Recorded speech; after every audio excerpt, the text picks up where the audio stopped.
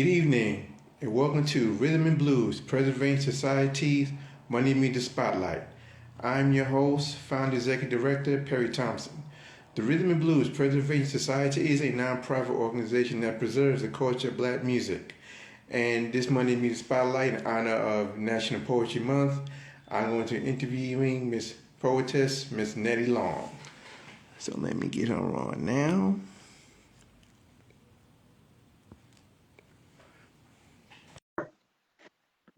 Right. So let's get. Hello. Hey, hey, How are ladies and you? gentlemen, our Money Music Spotlight for National Poetry Month, poetess Miss Nettie Long. How are you I'm doing tonight? doing great, thank you. And thank you so much for the invite. Oh, no problem, no problem. Thank you. Now, let's do a little, as far as your, are you an East Coast girl? Are you from the East Coast? Uh, yeah, I guess so. I don't know what Central Standard Time. I don't know, whatever that is. So you from, now, are you really from the East Coast or you're not from, So, okay, so my history goes back because my father was in the military, so I was born in Germany. Frankfurt. So yeah, so being an army brat, I moved around quite a bit. Um, to South Carolina, to Georgia, to um, Florida, and then we ended up in New Jersey. So, and then my father got out of the military and wanted to start a church. So, okay, yeah. so when did you're singing, so when did you start singing? Well, I started singing since I was about mm, seven. Oh, Seven. okay. My father, I didn't know how to sing, but I was playing piano. Like my dad was doing, he wanted for me to play piano, and so I did. But my passion when I started to see the praise and worship sing, and then we found out our piano player also did singing lessons. So then we kind of like did half piano, half singing, and that's how I learned how to like carry a note. Um, Read some notes. I couldn't tell you that I couldn't read them now, but but yeah, that's where it kind of started from there. And then the first time I ever sang in front of a huge audience was at a fair that our church was doing, and I signed up to be one of the vocalists, and I sang in front of about 1,000 people. So then it was Wow. kind of history from there. Yeah, I was probably about 8 or 9 when I did that. hmm Do you remember the song you sang? What was that? Do you remember the song that you sang? His eyes is on a sparrow. Okay. Yeah. Gospel classic. Yeah. Okay, Yeah. yeah. Okay. Yeah. Wow. hmm What is your vocal range? So I'm Soprano, soprano. alto? Wow. Soprano, but Okay. I can do some. I got a large range, but mostly soprano. So I sing Wow. also background for Angela Burton. Yeah, we're gonna talk about that a little later. How Okay. you so when did you now, we all, when did you now did you start writing poetry when you were a little girl or as you got older? No, I started writing poetry due to a trauma that I had with my entire family. So it was a Okay. family trauma, with my ex-husband, their father. And I we all needed therapy over that trauma. And my therapist has kept pushing me to write. And at the time, the trauma was so horrific that it was just really hard to muster up words, to even, muster up even sentences. Like I was just shocked, and also taking on the responsibility of, what happened, and kind of took the blame for it. And so because of that, my therapist kept pushing me to at least write a letter. If anything, write a letter, either to myself or to my ex-husband, even if it just meant what I felt about him, but instead, and it took about 6 months. Instead, I wrote my first poetry piece called Author of Love, which later on I would end up performing as a poet um, at a women's conference, my very first women's conference. So that So, was about back in 2014. so it took you actually 6 months to write your first poem. Yeah. And I didn't even know it was going to be a poem. I had no idea, but the way that it was flowing out of me, um, Mm, came out poetically. And okay. so when I see, I was just supposed to just read it, but the way that the way that God, I often call it an encounter that I Mm, had with God right there at the pulpit, and it flowed poetically. And so wow. after that, I just said, okay, God, I see you. And I surrender, because at that point in time, my ex-husband, he criminalized, he became a criminal for the things that he did to us. And so he even, like left out, like he snuck out of the country, everything. So when, so it was horrific what he did to us. And so Okay. I needed significant help, because I was depressed. I was also very suicidal, Mm, and poetry saved my life. It actually saved my life. And so after that, I just started writing. So I think in about a span of a year, I probably wrote 300 poems. Um, because it just kept flowing and flowing. And then when I felt like, okay, I can slow down, now I felt like a tug in my heart to, I'm ready to perform some of these. right. And so I was very shy, but I went to some open mics. I met some powerful poets, and some of them took me under their wing and counseled me. And so I ended up having a coach, Ambition the Poet. I know people who might know of Ambition the Poet, but he was one of my coaches, and so was Nikki D the Poet. And so they're all authors and very well established here out in Philadelphia and New Jersey. Okay. And I owe a lot of my confidence for the both of them, through the both of them. And they were very supportive. Um, and here you go. And you said within a year you wrote 300 poems? Yeah. Yes. I Wow. was hurt. A lot of my poetry is, it's just what a lot of poets do when they're upset about something, or if they're emotional about something. It's, that's just I'm an emotional writer. I can't, I don't do like haikus and, you know what I mean? Like, things like that. I have to do it when I'm very, very emotional about something.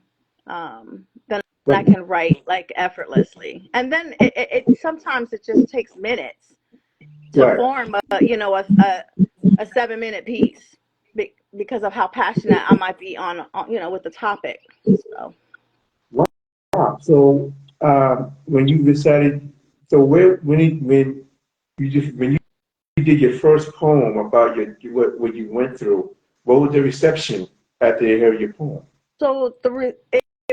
so the poetry piece was called Author of Love, and it didn't talk so much in depth about my situation, but how in humanity in itself, how they view what love is. But the author of love is, you know what I mean, is far more greater than the love that we'll be ever to be able to share.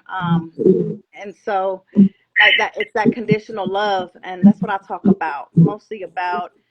The piece is mostly about how the way that we interpret love is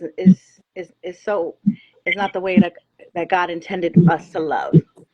Okay. Mm-hmm. Wow. So once you was that now, once you decided that poem, your first Right. poem, what was that feeling like after you did was it like a weight off for you? How was It that really feeling? was.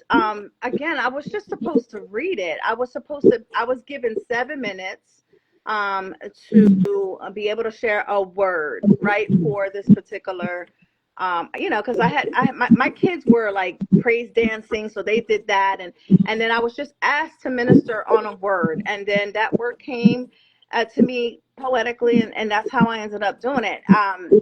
That's how, I can't explain to you, like, because that was never the intention. Again, the intention was just to read it, but then once I delivered it, and um, I knew. And plus, people came to me and were like, "Yo, you a poet, you a poet," and I just had to receive that. So, from Right. then on, I just, it was well received. My first piece being what it is. So I just had to give God, because our gifts will make room for us, and God will show us what those gifts are. And so I believe that day, that was my on my way to my healing journey. You know. Right. Mhm. So once you get, so it continued that now Correct. you now did you now that was your first poem wasn't about your specifically that happened to you.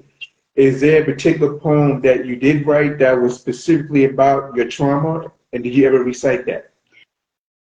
So yeah, that was called "Sleeping with the Enemy," and so yeah, I was very detailed in that specific piece. Yes, I Mm. also did a piece on the earlier years of my trauma were also sexual abuse. So if anybody who is tuning in and who follows me, you'll know that I do a broadcast for sexual assault survivors. We're Um, gonna talk about yep. it. Yeah, we're gonna Okay. talk Yeah, about I do it. that monthly, but I do have a specific piece for that.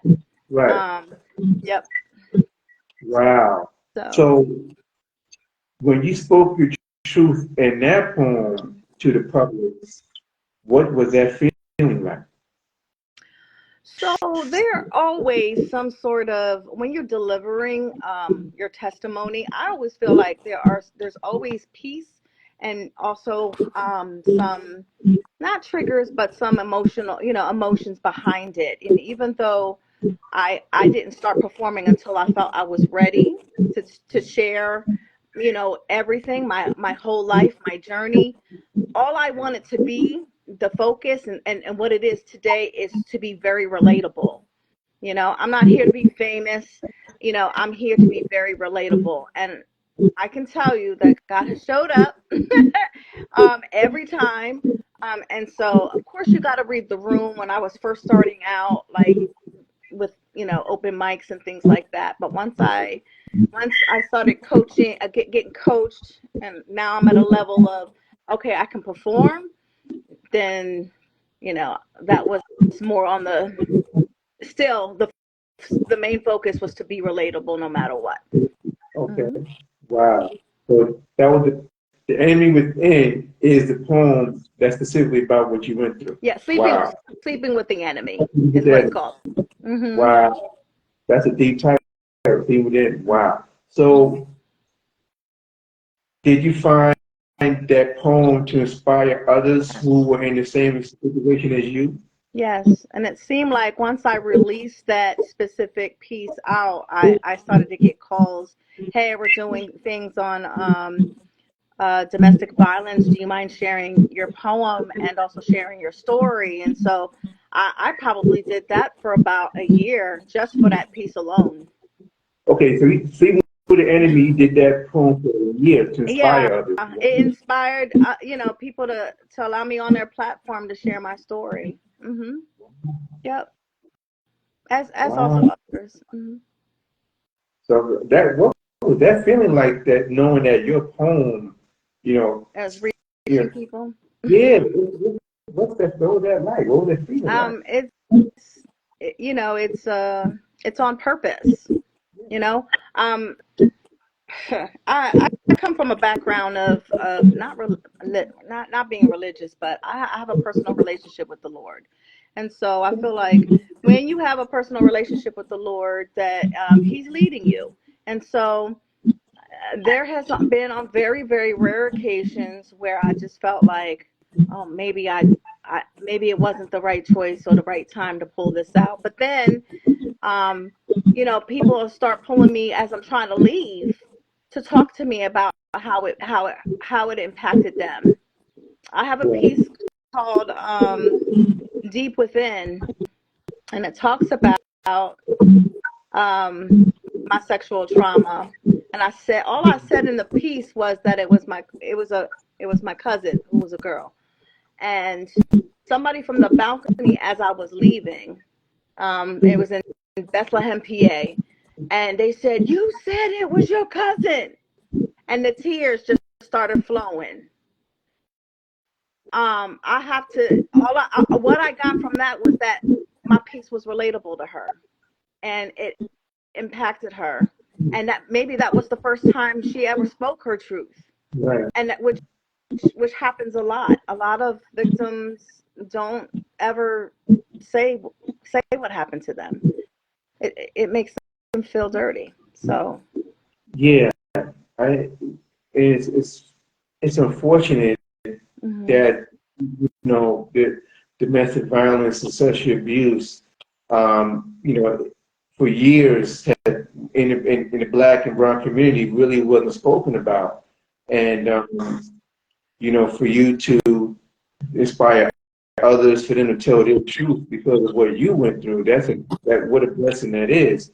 Now, you performed in various, spoken word events and talk about, you doing, you speaking at different spoken word events. calling in, I couldn't hear you. What did you say? No, I was saying, talk about far you doing, spreading your word around in different spoken word events, and who have you reached out? Who has actually, reached out to you to speak your, do your spoken word, to do your poetry? Where have you performed your poetry at? I perform my poetry at Atlantic City's Renaissance. They had a Renaissance platform, and Dougie Fresh was the main. Um, I shared the stage with Dougie Fresh, so I was there at Kelsey's. I've been at Kelsey's. Um, Cool. I've been a couple of places. Bethlehem, they were doing. I think it's called Creative Cultivate. And also I've been on the radio with Tyler Perry, not Tyler Perry, I apologize.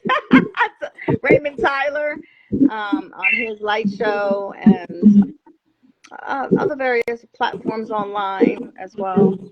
Mm-hmm. Well, now you said you on stage with Dougie Fresh. What was that like? I mean, Well, we shared the same platform, but it was great. It was probably, I did a piece with my son, so that was his first time, and he was about 15 years old when we first performed, and that's how I met Angela. And she told me that I was bad, not bad in the sense that I was horrible. It's like I was bad, and she says, "I need you to sing with me." But I didn't sing with her until 7 years later. My kids were young, and they were my life, so I couldn't really commit to being a background singer for such a prestigious woman as her. she for all those who don't know, Angela Burton is known as the Queen of R&B of Atlantic City. She got the keys to Atlantic City. Yeah. Yeah, she's very well known for being the Queen of R&B of Atlantic City. So you started, you're back 7 years later, you decided to become a background singer. That's cool. That's really cool. An opportunity presented itself. I happened to be singing in a gospel group with one of her singers, and they were looking for a soprano. And she goes, "Well, I know this lady. I know this young lady called Nettie." And she goes, "I know who Nettie is." And so I got a phone call literally the next day. I'm like, yes, I'm available. I can do it. And then I'm just part of the band, Passion and Pain. Wow. Mm-hmm. Wow. That's great. Now, let's talk about as far as when you use your words and you use your situation to help others with your podcast. Talk about how that started and why that's so important to you. So, with one of my coaches, Nikki D, the poet, we started to do. This is when COVID was really, in effect, and so we couldn't do open mics anymore. So we started doing virtual, and Right. then I was just so shy, so I never like led anything. I just was the co-host. I was just the co-host, and you know what I mean. I just kind of followed her lead and all of that. And then she just kept encouraging me that you too can do this too. And so for the longest time, she just kept pushing me to like, it's okay, let's just do a live. And so we were just being spontaneous and started doing lives. And then um, of course, everything, when you put something into practice, it starts to become a part of you. So then I started, okay, let me do, since I've been sharing my story online, since I've been, uh, let let me interview someone, and that's what I did. I just interviewed a close friend of mine who had went through the same thing, and that's how it started. And then from then on, other people, I created a page, a Facebook page, um, for domestic violence and sexual trauma, and then that ended up getting like 100 members when I first started opening. So I realized that there's a big pull here of me just starting out. Let me reach out to some folks, and I did, and so they all said yes, and so that's how it started. So now I'm wrapping up season 3, which I do one a year, one a month for 12 months. I don't, I do once a month, and now this is my 3rd year. I'm wrapping it up in May. And what's the name of the podcast? It's called They Took My Choice Away Survivor Series. Now, what made you name it that? Oftentimes, victims can't explain they're often believe that it is their fault. And so when you really look back, it really wasn't their fault, and their choices were taken away. Oftentimes, these are just children. We're children that have been sexually abused. And what choice did we have when you have somebody in authority over you? Um, some victims have had their own mother sexually abuse them, their own father sexually abuse them, and so what choice do you think that they had? As a child, or as a teen, or anything like that. So I did that. I called it that. They Took My Choice Away Survivor Series, is because we survived that.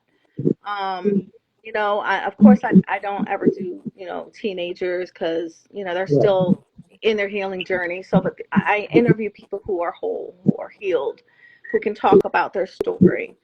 Um, yeah, so that, and the reason why I do that is because I just felt when I was being victimized, I didn't have support. I certainly did not.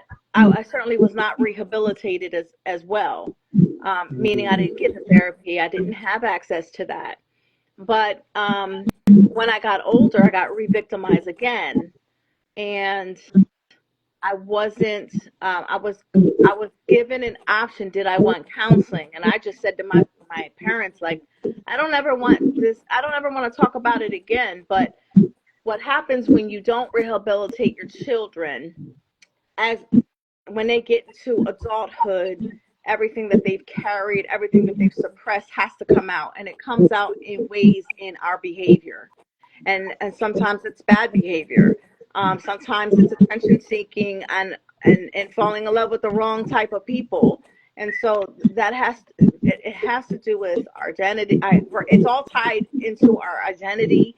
Um, and sometimes people get mixed up with that, and they need help on kind of like unwrapping, um, you know, and to peel back the onion, about how life is we're just a whole bunch of layers. Like when I sat down with my therapist and talked about all the trauma that I had, it was so so many built up layers of just stuff that I never addressed. And because I never addressed it, it affected me in the way that I loved my kids. It affected me the way that I parent them, the way that just the lack that I had for myself. I ended up being a people pleaser. I know how to I know how to have boundaries. I know how to say no. 'Cause no is a complete sentence. Like but I couldn't have done that without getting my power back. And the only way to do that really is through therapy, is to have somebody help me, because our thoughts are constantly picking away at us. And Right. sometimes we don't even know what to do with that. And so sometimes you need help with that. So. Now, with your poetry, when you speak about your truths, have you found any closure with the relationships that you were being abused? Have you found closure by Yes, writing? yes. That the piece that I wrote, Deep Within, Mhm. was my closure. Okay. And after writing it, I was able to, address my cousin. And now, mind you, I might have been 3 to 6 when this was going on, and she's only 10 years older than me. So she was, when you think about it, she was also a child, you know? Right. Right. She was about 13, 14. So she was also a child. So when I did forgive her, and I didn't hold anything against her. But I believe she also suppressed it. She just said, I'm not saying nothing didn't happen. I'm just saying I don't remember. And so I'll have to give her that. But I had to release her, and I said, hey, I just want to release you, and I just want to tell you that I forgive you. And whether you believe it or not, or whether, but ask your parents, they know, because I had to go to my mom and my father to ask them, because I had suppressed it, but it kept coming back in memories.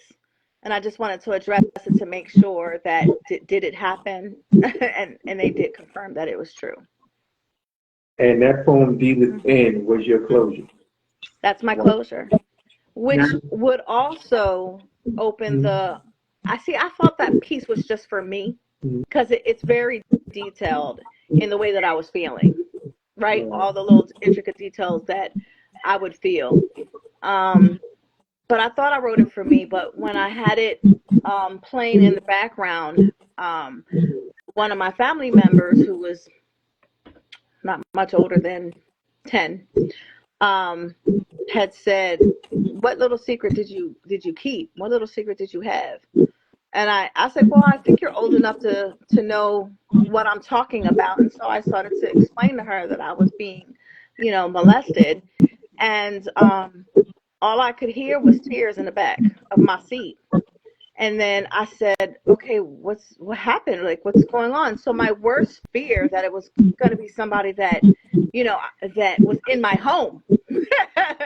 And, and it wasn't. She ended up telling me what happened, but she was so dreadful, so like didn't even want to say, which happens a lot. And she told me who it was, and it happened to be a coach's son, who was also a teenager, who had molested her. And so I just thank God every day that if I had not been obedient to write it, been obedient to, perform it, being obedient to play it at that specific time, would I have ever known? And so we dealt with it the way the law would handle it, and she got her therapy, um, but yeah, I was better equipped to handle the situation now than I was when I was a child. wow. Hmm. That's really powerful. That piece not only was your closure, Yeah. but it also helped others to speak their truth. That's amazing. Do you find other poets writing their truths because of what you've written? I mean, have you ran into other spoken word artists who've spoken their truth because of what you've written? So I've had two people. I have two people that I know started writing poetry. because one was coming straight. I'm sorry, came straight out of the youth correctional facility, and I was Googleable, so they just told her, just Google her, you'll be able to find her information, and she reached out to me. Um, and then it was I was at an event where I was paid to do a host job, but then I also did some poetry pieces, and Right. she sent me all her poetry. She was 17 years old, and she sent me all of her poetry that day. And then she's now an adult, about 24 years old now. And every now and then I follow up with her on Instagram, and she sends me some more to look at. So, um, but there are others that have been inspired to be able to share their story, but not Wow. poetically, just Right. being able to share. Mhm. Right.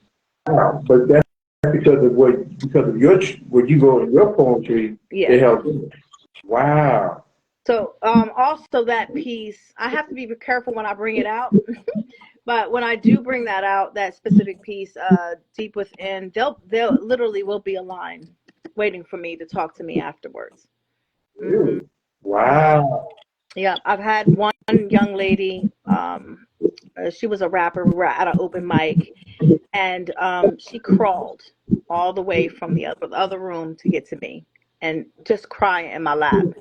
And she didn't understand why she cried. But I said, I know, and I just held her like I was a mother. And I just let her cry in my lap. And then we talked Wow. a little bit after, and she follows me to this day. Hmm. So Wow. I just want to be That, relatable. That's it. that's amazing. What the universe, out of what your Yeah, pain, look what your words have done to others, exactly. inspired them, helped them to tell their truth because of speaking your truth. Right. That's I know that's a great feeling. I mean, wow. Now, what does your family think about you speaking your truth? What are their feelings about what you're doing as far as with your word and telling your truth? So I had been at the time performing for like 3 years. And then there was just one event I really want all of my family to come. Mm. And all of them did. They all paid their ticket to come see me, even my mother. She never seen me perform before. Mm. They were all in tears at the table by the time I got done. And, Mm. and it was so sweet. I cried, and then they cried. I'm talking like my kids are adults now, and so they're like, "Mom, I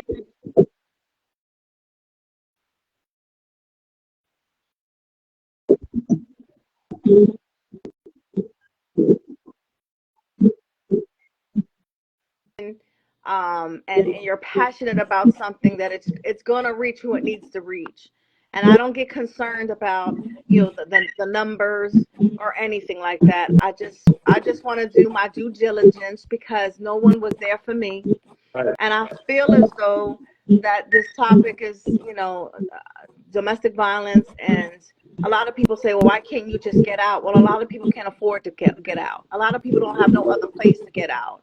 And so I Right. was grateful that I had, family that I was able to stay out for, even if it was just a couple of months, so I could get myself, together. Right. Because it was not a good environment. And if especially when the person has to depend or rely on their abuser, Mhm. um, you really can't expect anyone to just get up and go. Um, be the solution. Don't add to the problem. You Right. know? There you go. Yeah. Wow. So this past weekend, you had a conference I that you did. had really talk about the conference that Oh you had man. this weekend. That conference was amazing, Perry. Oh my God. It was. Oh, first of all, it's my third annual online conference that I did, and I always have it co-host. The first 2 years was with Leek Monroe, and then the last year, um, this past conference, it was Yvonne, and she also is. We're all advocates of sexual assault. Um, so I had four male panelists, and then it was her and I, who were all survivors, or even our therapist is a survivor. And we all the topic was, what's the word for today, right? And each of us were given a word, which one had peace, one had confidence, I had self-control, another had worthiness, and then the other was discernment. And so each of us had our own little word, and we had 20 minutes to share what that word did for us as we were going through our healing journey. And so it really wasn't to highlight the assault, but it was to highlight positive words and affirmations so that we could help someone start their healing journey. So that's really what it was for, but it was so impactful. Every year it's impactful. Every year there's people who have a really heavy platform, who are advocates of this specific, and we did it for a Sexual Assault Awareness Month, which is SAM. As we're wrapping it up now, I always try to do it at the end of the month, so that's the last message that people hear from us, or from me, being that it's my platform. And I joined, and I was one of the listeners of the conference. It was very powerful. Thank you.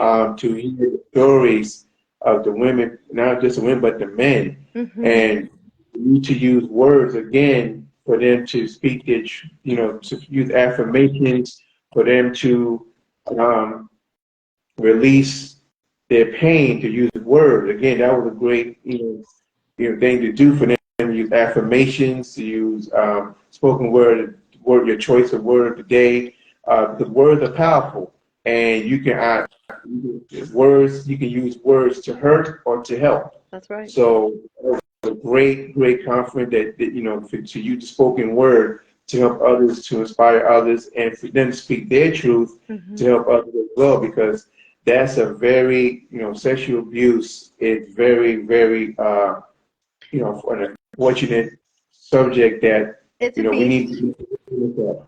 Definitely. Definitely a beast. Yes. It was really powerful. It really touched me to hear the stories. Thank you. I appreciate that. And thank you for tuning in. I really appreciate it. Now, if you being that you started your journey of spoken word 10 years ago, compared to now, then to now, as far as your writing style, how would you define your style now, writing, compared to 10 years ago? So now, because I incorporate, songs and music, and I'm transforming a lot of my poetry pieces into songs. I feel that it's just it's kind of like the artist in me. I've always sang, and so now I'm converting a lot of my pieces into singing slash poetry, and I think that's kind of like the zone I'm in right now. So before I was just, compelled to just write my feelings, as opposed to now being the artist and really turning a lot of those poetry pieces into songs. So, but I don't have a whole lot to be angry at. I love where I'm at in my life as far as my mental health, which is the most important thing, because I think your mental health is your greatest wealth. Without that, I'm less with good mental health. I'm less likely to make mistakes. I'm less likely, to be tempted.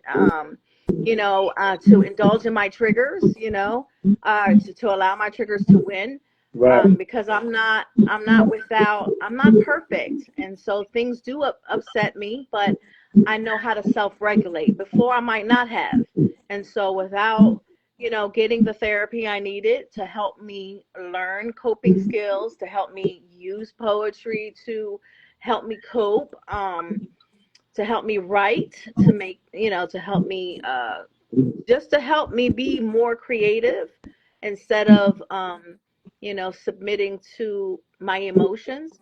Mm-hmm. I think um, that would do a whole lot of good service for a lot of other people. If what I'm saying makes sense, they should try it too. Hmm. Right. Yeah. Yeah. I mean, you said it took you 6 months to write your first poem, but I mean, when you decide to, look what happened after you wrote your first poem. Look at so many div- divine things happen to you and for you because of, you speaking your truth. So Um, really, if I can just make a note, I really mhm. took a lifetime to write because Right, my abuse started way before I ever even right, addressed it, right. you know? Good point. Right. I understand what you're saying. Yeah. Yep. Wow. But I needed help So, to get that out. Hmm. right. Okay. I understand. I totally understand what you're saying. Hmm. Wow. What now of your poems that you've written? Do you actually perform them as a song, or you just recite them as spoken word? Um, it's a little bit of both. I incorporate both. And I might have one or two that are just straight up songs or whatever. Okay. But yeah, but a lot of them I've converted into, sorry if you can't hear me. A lot of it I just converted where it's a mixture of both. Like I'll write a hook, you know what I mean, for the purpose of being able to sing a hook. But Right. then I'll also spit, or perform, a poetry piece along with it.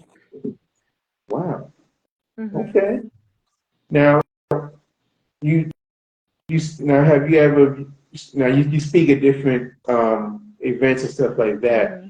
Do you which one do you work with different organizations with sexual abuse and domestic violence? Do you work with So organizations? yeah, so I have, and I don't have a list of them for me to share who they are, but anyone, and Philly shows me a lot of love. Philly shows me a lot of love. They always are calling me to say, hey, are you free on this event? We're doing an outreach. I love outreach. I don't charge anybody for no outreach. I just love outreach. I'll show up. I'll be the person going live, talking to folks, talking to each table, just so that people have the awareness.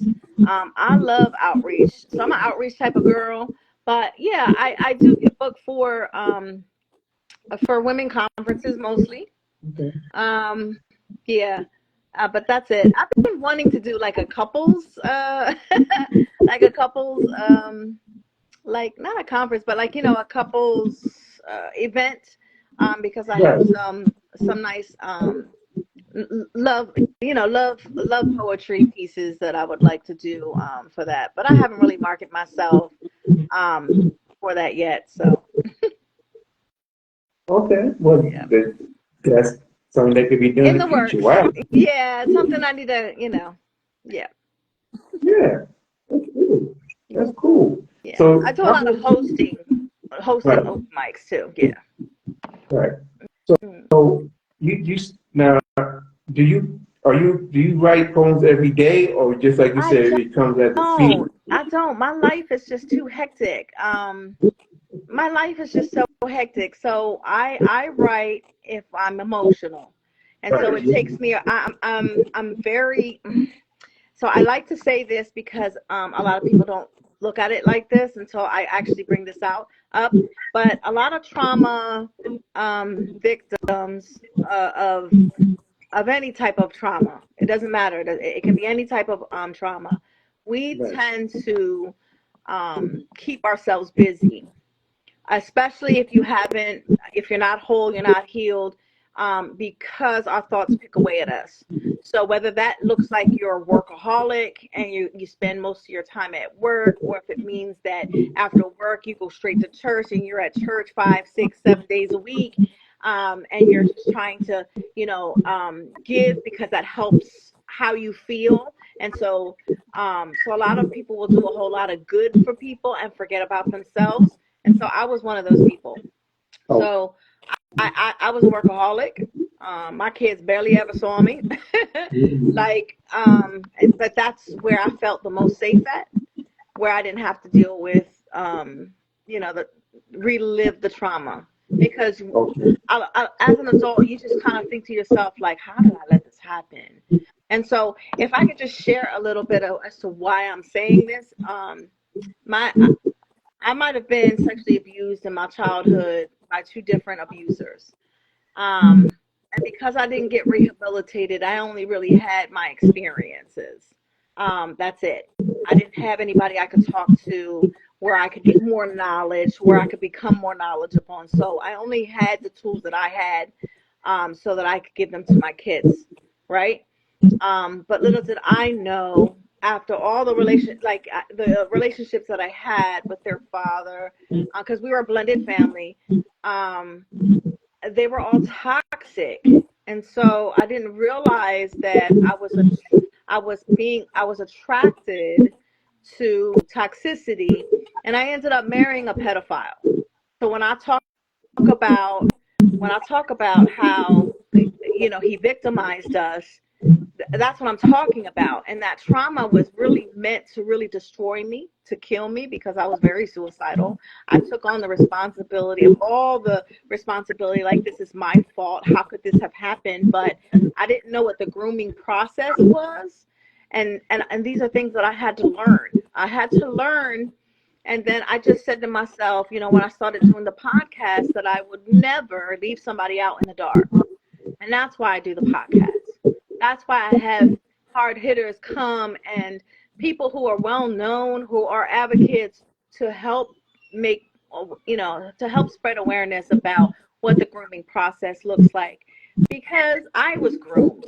Not only were my kids, I was groomed. And so I did not know what that looked like. And that's why, yes, your experiences are great, and they're what drive us, but without more knowledge, you're just tied down to your experiences, and that's it. So, Wow. mm. Whew. You overcame a I lot. am. It's. I know it's a lot to unpack, but that's my story, and so I'm not ashamed of it. I used to be. I'm not Right. ashamed of it, and I just know. I know that I'm important in life, and so Right. when you get to a point where you're whole, and you're thinking positively about yourself, you realize your purpose, and so it's your purpose that drives you. And so I have to have I have to balance myself, because I'll put a lot of energy into this work. Um, so, like I told you in the beginning, I know boundaries. I know how to, set boundaries, so that you know, I had somebody call me, yesterday, and I'm very fond of this person, but hey, I'm with my family, and I'm cooking dinner, and we're going to go out to a movie, so I'm not available. And same thing for work. I'm not available this day, so I know how to do. I know how to. I have to have a healthy balance, but Good. yeah. You see, now, are you going now? Your poem. Are you going to be working on a book of your poetry? So I see my coach on here, actually, and so he's already been trying to get me to write my book, because I certainly have enough. Um, I have enough. I do have enough to do. I have ideas for the book, and now it's just a matter of putting. I have the poems, but now it's just a matter of putting it all together. So Right. that, and actually also my actual story from my childhood to my adulthood. I think that's important. So I'm on chapter like 6 of that. Okay. Wow. That's great. Thank you. That's great. Yeah. I that and I think once it comes out, it will definitely help others to speak their truth. Um, do you feel why?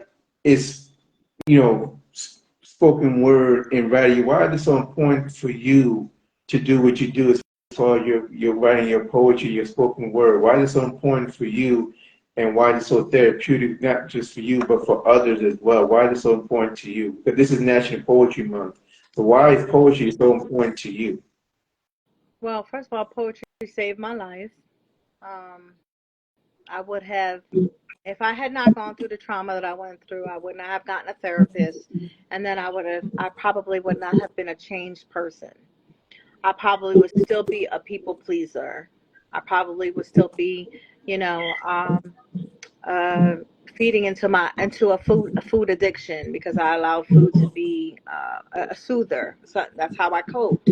Um, I probably would be in another toxic relationship.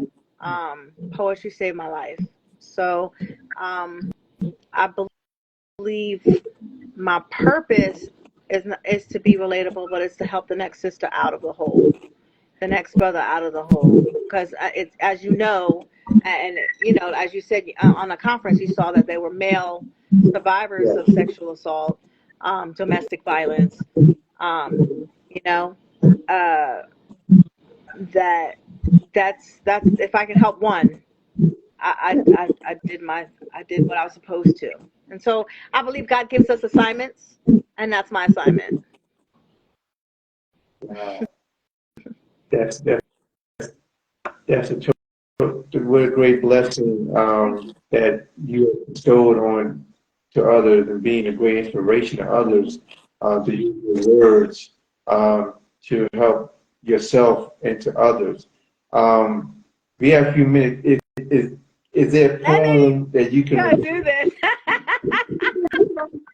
A Let little me have something. fun with this. It could Yeah. be. It could be a little short poem. You know, No, let I people don't do know. nothing short. It'll be like, I don't know, maybe 3 minutes, but I do want to do Deep Within since we were heavily talking about that specific piece. Please. So it is about my trauma, my sexual trauma, and it just goes, life as a child seemed unfair. And to be free and to endure sexual abuse at the hands of my predator left me wondering why were these things happening to me? But then again, I also felt I wasn't being hurt in a way that seemed violent to me. And oftentimes, when I think back, I didn't complain to anyone simply for the mere fact that in some twisted way, I felt some pleasure in it. It was always soft touches. The penetration came from the soft fingertips of my cousin, whom I loved so much. She made me feel special in a way I can't even begin to explain, but this thing she was doing to me was our very little own secret. And I kept that secret till I was 6. And then the lack of touching made me feel sick. An unusual, twisted pain that can only be described as needing to release this flood that had been built up within. To be sick and confused and didn't know what to do, nor could I articulate the feelings that were messing with my head. And in strange ways, I thought to myself, how do I get that sensation again? But nothing quite did the trick. And growing up seemed to build a bigger desire for wanting it.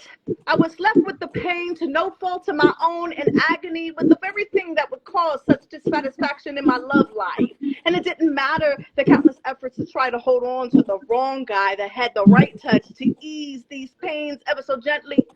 And feeling the right touch was nearly everything. The precise penetration, the trust to be fulfilled sensually is everything. Frustration, a feeling that I would often feel when my lover couldn't unlock the level that it took to release this long overdue flood that's buried deep within. I've had lovers walk away and none would stay because it was messing with their ego in a way they wouldn't explain. So I just thought being called a nympho was a compliment that it meant that I had an enormous amount of stamina that I can go on and on for hours and never grow tired. But let me just tell you this, that I have never asked for this. Deep within.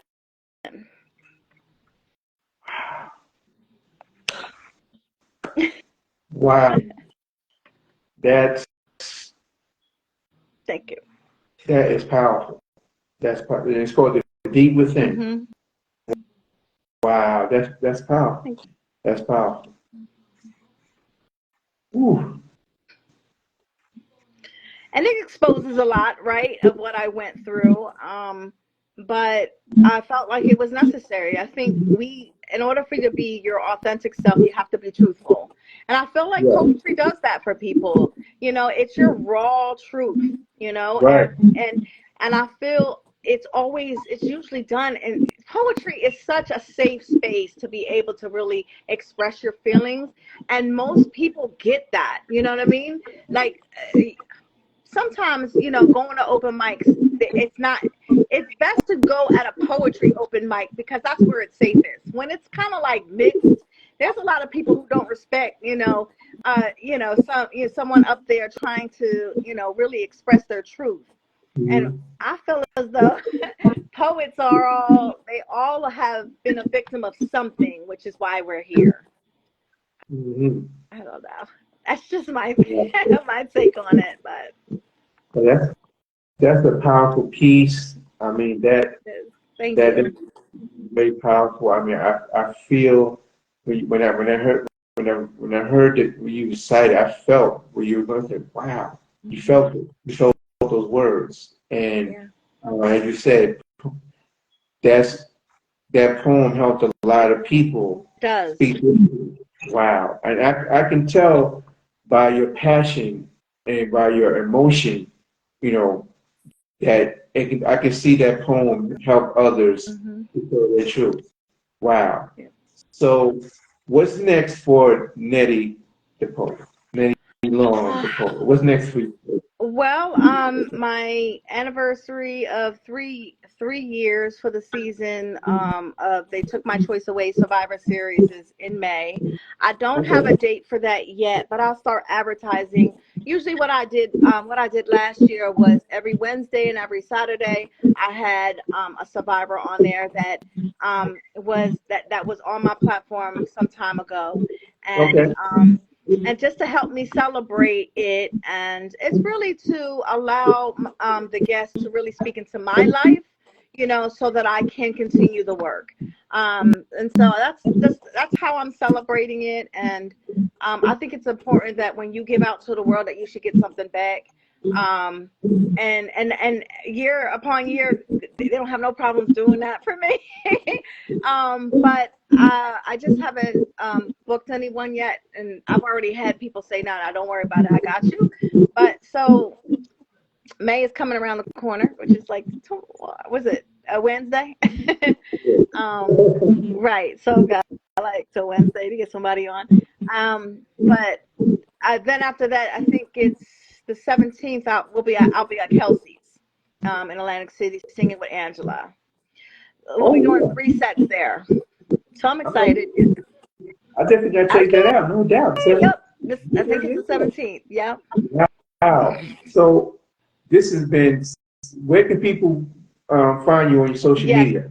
So I'm on all social media platforms, and under Nettie Long Poetry or Nettie Long. So NETTIELONG. And then poetry at the end. One word. Wow. This Hmm. has been such a great interview. Um, I'm very happy that you're on here. I'm very honored that you're on here.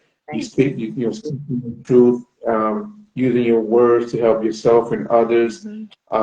This is for National Poetry Month. You are definitely a survivor, and we definitely be honored that what you went through, you overcame it, That's right. and to be where you are now, to inspire others is truly a blessing.